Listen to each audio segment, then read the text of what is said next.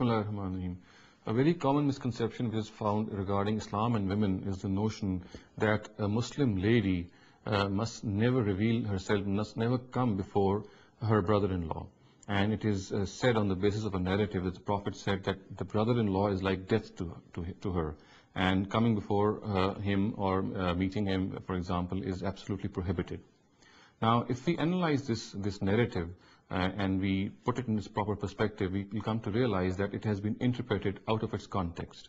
And I'll just read out its words to you, which will be enough to show that the narrative is actually speaking of an entirely different matter.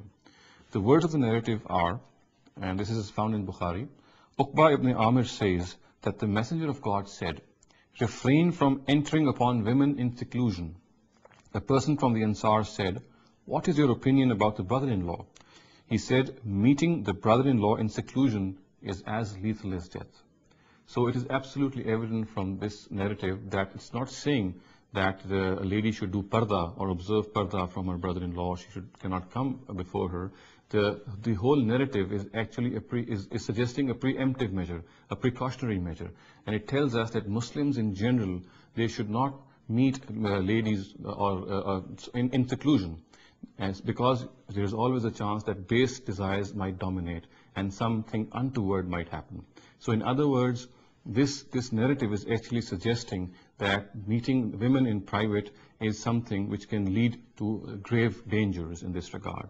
And in this particular matter, since the matter of the brother-in-law, it can become even grave, so the Prophet has specifically pointed him out. So what is being said here is that meeting the brother-in-law or other near relatives in seclusion could lead to something very bad or could bring the two into moral dispute.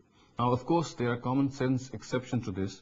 For example, if a doctor wants to meet a patient in private or a teacher wants to meet his or her student in private, these are common sense exceptions. However, if there is no such thing and the issue is that can be avoided, then of course it should be avoided.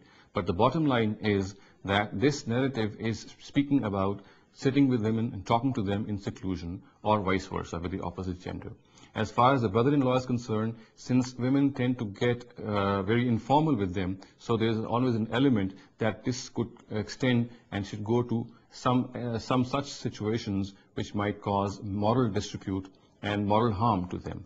So therefore, it is absolutely evident that this narrative does not say that a lady should observe parda or hijab from her brother-in-law, but what it says is that she should avoid not only meeting him, but all other people in seclusion, because this could bring them into moral dispute.